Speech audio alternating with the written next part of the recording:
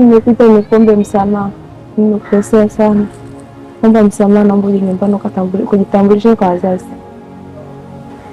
Unasema nije nyumbani nijitambulishe kwa wazazi wako wewe?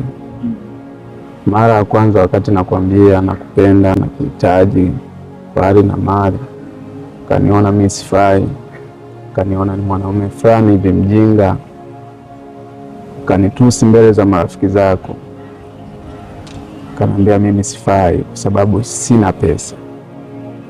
Leo umekiona kipi kwangu mpaka unaniambia mimi nije nijitambulishe tena? Unajua mimi makosa yangu, ndio maana nimekuja kuomba msamaha. Nasema kutelea sio kuanguka. Okay, labda nikwambie kitu kimoja usichokijua. Fupi mimi nishapata mtu mwingine, si unaelewa? Kwa hiyo masuala ya kusema kuja mimi kujitambulisha ni kitu ambacho hakitawezekana. Kwa hiyo naomba ufuate mambo yako na mimi nifanye mambo yangu, si unanielewa?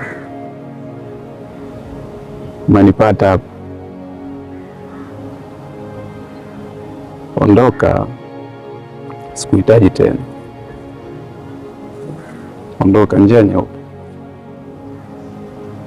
Unanielewa?